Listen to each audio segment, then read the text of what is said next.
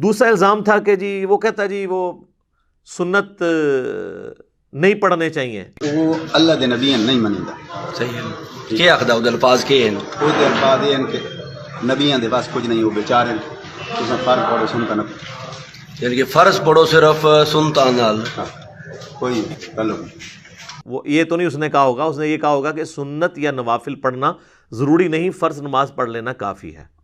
یہ بھی کوئی گستاخی نہیں ہے. ایون جو لوگ سنت موقدہ کو ضروری سمجھتے ہیں نا، وہ بھی یہ نہیں کہیں گے گستاخی ہے. ٹھیک ہے، وہ آپ کو زیادہ گناہ کبیرہ کا مرتکب کہیں گے، توہین مذہب کا الزام تو نہیں لگائیں گے. اور یہ بھی وہ اپنی ڈاکٹرن میں، قرآن و سنت اس کو سپورٹ نہیں کرتا. صحیح بخاری اور صحیح مسلم دونوں میں حدیث موجود ہے. ایک دیہاتی نبی علیہ السلام کے پاس آیا. پینڈو لوگ آپ کو پتہ ہے بالکل دو ٹوک سادہ سی بات کرتے ہیں.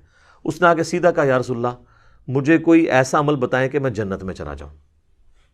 یہی انسان کی کامیابی ہے. پیغمبر سے سب سے بڑی چیز یہی مانگنی چاہیے. ٹھیک ہے، اور اس کے بعد جنت میں ان کا پڑوس مانگ لینا چاہیے. اللہ تعالی ہم سب کو نصیب فرمائے، آمین. تو نبی صلی اللہ علیہ وآلہ وسلم نے فرمایا کہ 5 وقت کی نماز کو قائم رکھو. یعنی پہلے آپ نے فرمایا کہ اس میں الفاظ ہیں، آپ نے فرمایا کہ اللہ کی عبادت کرو، اس کے ساتھ کسی کو شریک نہ ٹھہراؤ، تم جنت میں چلے جاؤ گے. 5 وقت کی فرض نماز کو قائم رکھو، فرض زکوٰۃ ادا کرو، اور رمضان کے فرض روزے رکھو. اس وقت تک حج فرض نہیں ہوا تھا، اس لیے آپ نے 4 چیزوں کا ذکر کیا، ورنہ وہ 5ویں چیز بھی ہے. سب کے ساتھ آپ نے فرض فرض کے لفظ بولے. تو وہ وہاں سے مڑا اور جاتے ہوئے اس نے کہا کہ نہ میں اس میں کوئی کمی کروں گا نہ زیادتی کروں گا. تو نبی علیہ السلام فرمایا اگر کسی نے کوئی جنتی شخص دیکھنا ہے تو اسے دیکھ لو. اچھا، اس سے یہ بھی پتہ چلا کہ نبی علیہ السلام کو اللہ نے وحی کے ذریعے بتا دیا کہ یہ استقامت پہ بھی رہے گا، یعنی جو اس نے دعویٰ کیا ہے نا اس پہ قائم رہے گا. کتنا خوش نصیب شخص تھا. اللہم اجعلنا منہم، آمین. اسی کو سپورٹیو ایک اور حدیث ہے بخاری اور مسلم میں. اس میں کہ ایک نجد کا ایک دیہاتی پرانگدہ حالت میں بال بکھرے ہوئے حضور کے پاس آیا اور نبی علیہ السلام سے کہنے لگا مجھے اسلام کے بارے میں بتائیں. تو صحابہ کہتے ہیں ہم تھوڑا قریب ہوئے تو ہمیں پتہ چلا وہ اسلام کے بارے میں پوچھ رہا ہے. تو نبی صلی اللہ علیہ وآلہ وسلم نے وہی توحید اور اقرار رسالت کے بعد آپ نے فرمایا کہ اللہ تعالیٰ نے تم پہ 5 ٹائم کی نماز فرض کی ہے، تم 5 نمازیں فرض ادا کرو. تو اس نے پوچھا کہ صرف فرض؟ تو آپ نے پھر آگے سے فرمایا کہ ہاں اگر نفلی نماز تم پڑھنا چاہتے ہو تو وہ تمہاری اپنی مرضی ہے، اس میں اضافہ کر لو. اور یہ یاد رکھیے گا سنت موقدہ غیر موقدہ یہ ساری ٹرمز فقہا کی ہیں. احادیث میں 2 ہی ٹرمز ہیں، فرض اور نفل. اور نفل کا مطلب ہی ہے انفال، مال غنیمت، اضافی مال. کیونکہ جنگ کرنے کا مقصد مال ہتھیانا نہیں ہوتا، اللہ کے لیے لڑنا ہوتا ہے. یہ تو اضافی ایک بونس مل جاتا ہے. نفل کہتے ہیں اضافی کو. پھر نبی علیہ السلام فرمایا کہ فرض روزے رکھو، ہاں مگر اگر تم نفلی رکھنے چاہو تو تمہاری مرضی. اب مجھے بتائیں کتنا کوئی بیوقوف ہوگا جو یہ کہے کہ جی چونکہ صحیح مسلم میں آتا ہے کہ نبی علیہ السلام مہینے میں 3 روزے رکھتے تھے نفلی، جب تک وہ نفلی روزے نہیں کوئی رکھتا نا تو اس کے فرض روزے بھی قبول نہیں ہوں گے. بیوقوف ہی ہوگا نا. اس سے بھی سمجھنا ہے تو اگلی بات جو نبی علیہ السلام نے کہی کہ فرض زکوٰۃ ادا کرو. آج تک کسی مولوی نے کہا کہ جو نفلی صدقات نہیں کرتا نا تو اس کی فرض زکوٰۃ بھی قبول نہیں ہوتی.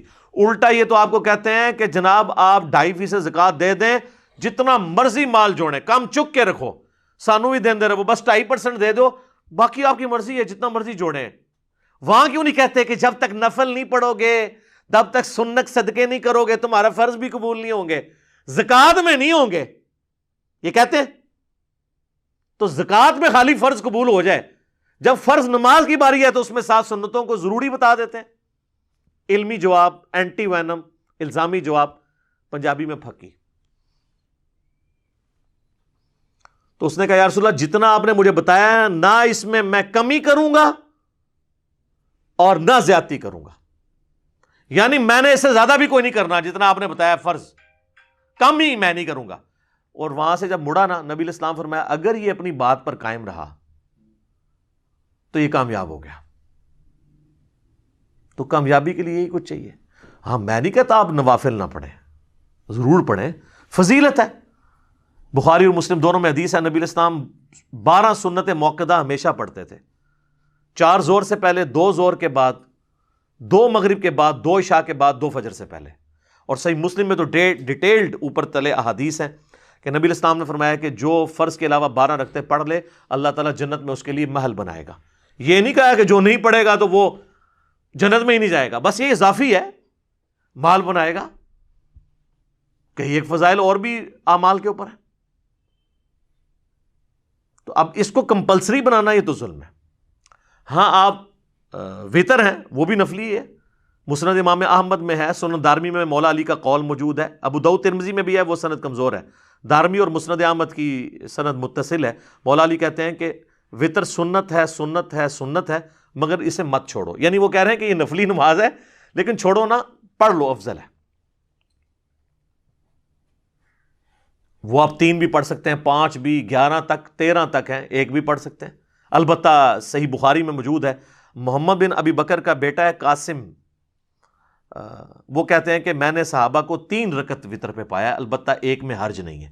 یعنی 3 پسندیدہ ہے، ہم تو 3 ہی پڑھتے ہیں.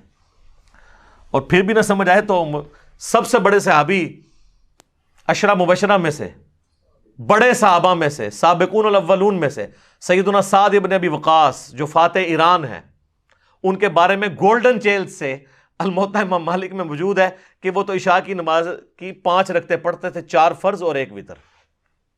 آپ نے تو 17 رکعتیں بتائی ہوئی ہیں عشاء کی. سعد ابن ابی وقاص ان سے زیادہ تو کوئی دیندار نہیں تھا نا.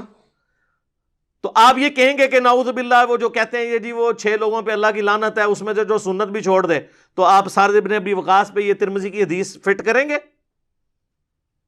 آپ خود لعنتی ہو جائیں گے. وہ مسئلہ اور ہے، وہ سنت کو حقیر سمجھ کے نفرت کے ساتھ چھوڑنے والے کے لیے ہے. اور بھی اور چیزیں ہیں، وہ میرا یوٹیوب پہ کلپ ہے بڑا ڈیٹیل، سنت چھوڑنے والے پر لعنت، وہ دیکھ لیں، میں نے 14 طبق آپ کے روشن کیے ہیں. تو سعد ابن ابی وقاص تو 2 سنت موقدہ بھی نہیں پڑھتے تھے اور وطر بھی 1، اور اس میں الفاظ ہمیشہ کے ہیں، ان کی یہ روٹین تھی. نیچے ویسے امام مالک نے لکھا ہے کہ لیکن میرے نزدیک 3 وطر پڑھنے چاہیے، لیکن انہوں نے بھی سعد ابن ابی وقاص پہ یہ اعتراض نہیں کیا کہ سنت موقدہ چھوڑ رہے ہیں، وطروں کی تعداد پہ انہوں نے اعتراض کیا.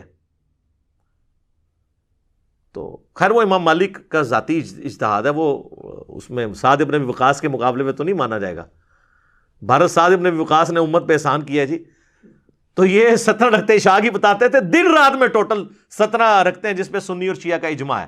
2 فجر کی، 4 ظہر، 4 عصر، 3 مغرب، 4 عشاء، بس یہ 17 پوچھی جائیں گی. باقی تو سر کوئی پوچھ نہیں آپ سے. کتنے لوگوں نے اس کی وجہ سے نماز شروع کر لی ہے، کدھر صرف عشاء کی 17. یہ آپ کو جو 17 بتا رہے ہیں ان سے قرآن پہ حلف لیں، کبھی انہوں نے خود بھی روزانہ 17 پڑھی ہیں؟ سوئی پہ سوئی چڑھی ہوتی ہے، لوگ پیچھے مڑ مڑ کے دیکھ رہے ہوتے ہیں کہ امام صاحب کہاں سے نمودار ہوں گے. تو پہلی 4 کی طرح عشاء کی انہوں نے پڑھنی ہے جو آخری وقت پہ آ رہے ہوتے ہیں. اور ہم نے اگلی سہولت دی ہے کہ جو بچوں والی عورتیں ہیں، یہ میں نے نہیں سہولت دی، نبی علیہ السلام نے سہولت دی ہے. صحیح مسلم میں اوپر تلے 10 احادیث ہیں 1629 سے لے کے آن ورڈ کہ نبی علیہ السلام نے، ابن عباس کہتے ہیں، بغیر خوف کے، بغیر بارش کے، بغیر سفر کے مدینہ شریف میں ہمیں ظہر اور عصر بھی جمع کروائی اور مغرب اور عشاء بھی جمع کروائی. تو تابعین نے پوچھا کیوں؟ فرمایا اس لیے تاکہ امت کے لیے آسانی ہو جائے اور کوئی تنگی باقی نہ رہے. انہوں نے امت سے تنگی ڈال دی اور وہ آسانی چھین لی. اور آپ دیکھیں یہ یعنی ابن عباس سے زیادہ کون صحابی جانتا ہے، اور یہ وہ تابعین کو سکھا رہے ہیں کیونکہ وہ درس حدیث دے رہے تھے یا درس قرآن. صحیح مسلم کے الفاظ ہیں، ایک بندہ بار بار کھڑا ہو جاتا ہے، سر نماز کا ٹائم ہو گیا ہے. انہوں نے کہا بہ جا، تو منو سنت سکھائیں گا؟ نبی اسلام نے تے مغرب عشاء نو جمع کیتا کو مغرب کا، یہ تو کہتے تارے نظر آ گئے تو پتہ نہیں کیا ہو جانا ہے. تارے نظر آ گئے سن، پھر ابن بعد نے تارے دکھائے. انہوں نے کہا پھر بھی کسی کی تسلی نہیں ہوئی نا، وہ اٹھ کے حضرت ابو ہریرہ سے پوچھنے گیا. انہوں نے کہا کہ ابن عباس بالکل ٹھیک کہہ رہے ہیں کہ نبی الاسلام یہ کرتے تھے. تو یہ منسوخ والا بھی کوئی معاملہ نہیں ہے، یہ امت سے انہوں نے آسانی چھین لی اور اس کی وجہ سے امت تکلیف میں پڑ گئی. جمع تقدیم بھی درست ہے، یعنی زور کے ساتھ اثر پڑھنا، جمع تاخیر یعنی اثر کے ساتھ زور پڑھنا، اور سینٹر میں جمع سوری اسے کہتے ہیں، وہ بھی درست ہے. اور جمع سوری پہ تو اجماع ہے کہ آخری وقت میں آپ زور پڑھ لیں اور اول وقت میں اثر پڑھ لیں. یعنی اگر آج کل 2:50 پہ تقریباً وقت شروع ہو رہا ہے اثر کا، تو آپ 2:40 پہ زور پڑھ لیں اور 2:50 پہ جا کے اثر پڑھ لیں اسی وضو سے. اس پہ تو حنفی بھی قائل ہیں کہ جمع سوری جائز ہے. ویسے تو آسانی ہے, 12 بجے کے قریب وقت شروع ہو رہا ہے نا زور کا, غروب آفتاب ہو رہا ہے 5 بجے, 12 سے 5 تک آپ جس وقت مرضی چاہیں جمع کر سکتے ہیں. اور اس طریقے سے غروب آفتاب ہو رہا ہے 5 سے لے کے فجر کا وقت تقریباً داخل ہو رہا ہے 5:05 پہ, اس وقت تک آپ کسی وقت مغرب اور عشاء جمع کر سکتے ہیں فجر کا وقت داخل ہونے سے پہلے. یہ تو اللہ نے آسانی دی ہے. یوٹیوب پہ میرا ڈیٹیل کلپ بھی موجود ہے نمازوں کو جمع کرنا, اس کی وجہ سے لوگوں نے نمازیں شروع کر دی ہیں. تو آپ لوگوں کو پہلے اس پہ لگائیں, پھر آہستہ آہستہ لوگ آئیں گے. ہم نہیں کہتے ہیں سنت, میں پوری کوشش کرتا ہوں سنت کا اہتمام کروں, ہمارے بھائی بھی کرتے ہیں, کیونکہ وہ حدیث ہے ابو داؤد کے اندر کہ قیامت والے دن جس کے فرائض میں کوئی کمی نکلے گی تو اللہ تعالیٰ فرمائے گا میرے بندے کی نفلی باتیں دیکھو, اگر موجود ہیں تو ان کو فرضوں کی جگہ تول لو. تو آٹومیٹکلی یہ جو آپ سے قضائے عمریاں پڑھواتے رہتے ہیں پرانے سالوں کی, جی آج تک جتنی بھی قضا ہوئی وہ چھوڑیں, توبہ کیے بس آپ سے شروع کریں, آٹومیٹکلی آپ کی وہ توبہ سے معافی ہو جائے گی. اور ویسے بھی جو آپ سنتیں ساتھ پڑھیں گے اس کے ایکویلنٹ تول لی جائیں گی, کوئی ٹینشن لینے کی ضرورت نہیں ہے. آٹومیٹکلی آپ کی قضائے عمری روزانہ بنتی جا رہی ہے. تو یہ آپ امت کو مشکل میں نہ ڈالیں. تو ہمارے وہ عمران بھائی نے یہ بات کی ہے, تو اس بات کے اوپر کوئی ان پہ توہین مذہب کا الزام نہیں لگتا تھا. زیادتی کی ہے سیکورٹی گارڈ نے, اور اس سے بڑی زیادتی ان علماء کی ہے جنہوں نے اس طرح کی ڈاکٹرین لوگوں کو پڑھائی ہے اور لوگوں کو صحیح یعنی علم نہیں سکھایا. حتیٰ کہ آپ دیکھیں وہ ان کے جنازے پہ جو عمران بھائی کو سپورٹ کر رہے ہیں عالم دین, وہ بھی کہہ رہے ہیں کہ ہاں سنت موقدہ پڑھنی چاہیے, اس کو چھوڑنا گناہ کبیرہ ہے. اس مولانا سے پوچھو کہ بھائی تو نے کہاں سے ڈگری لی ہے, یہ کہاں لکھا ہوا ہے کہ سنت موقدہ کو چھوڑنا گناہ کبیرہ ہے؟ گناہ کبیرہ تو ہوتا ہے حرام, تو یہ حرام کہاں لکھا ہوا ہے؟ احادیث کا بھی تھوڑا مطالعہ کر لیں, بابوں سے نکلیں, کتابوں کے دین پہ آئیں, تو آپ کو پتہ چلے گا کہ کتابوں کا دین اور ہے. میں نے یہ ضروری سمجھا اس کو اتنا ڈیٹیل سے بیان کرنا کہ ظاہر ہے کہ جو لوگ جہاں جہاں پر بھی کتاب و سنت کے منہج پہ آتے ہیں, دعوت حق سے اٹیچ ہوتے ہیں, وہ بیچارے اس واقعے سے ڈسکریج ہوئے ہیں. اور میں اتنی ساری بات کرنے کے بعد اینڈ پہ یہ ڈکلیئر کر رہا ہوں کہ عمران بھائی جو ہیں وہ الحمدللہ ہماری اس دعوت کے ساتھ اٹیچ تھے.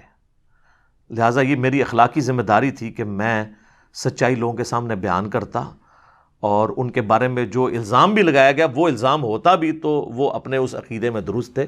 اللہ تعالیٰ ان کی مغفرت فرمائے, ان کے گھر والوں کو صبر نصیب فرمائے, اس صبر کے اوپر اجر عظیم عطا فرمائے. ہماری دعائیں ان کے ساتھ ہیں, اور جو مخالفین ہیں اللہ تعالیٰ ان کو ہدایت نصیب فرمائے. اگر ہدایت نہیں ہے ان کی قسمت میں اور ان کے بڑوں کی قسمت میں تو ان کو نیست و نابود فرمائے. تو یہ اس پوری گفتگو کے بعد میں عوام الناس کو کہوں گا کہ خود ایجوکیٹ ہوں, جذباتی نہ ہوں. پلس اس واقعے سے ایک چیز بھی آپ یہ بھی سیکھیں کہ قرآن کا جو حکم ہے وَإِذَا خَاطَبَهُمُ الْجَاهِلُونَ قَالُوا سَلَامًا, جاہلوں سے جب آپ کا واسطہ پڑے تو آپ بھائی دور سے ہی گزر جائیں. آپ کا کام منوانا نہیں ہے, صرف بات بتائیں. ویسے میں نے عمران بھائی کے بارے میں پوچھا ہے, وہ کہتے ہیں یہ بہت کم گو تھے اور بڑے نرم مزاج تھے, یہ لمبی بحثیں نہیں کیا کرتے تھے. پھر بھی میں کہہ رہا ہوں کہ اگر کوئی کرتا بھی ہے تو اس چیز کو اوائڈ کرے, دعوت دیں, کوئی مانتا ہے مانے, نہیں مانتا جائے.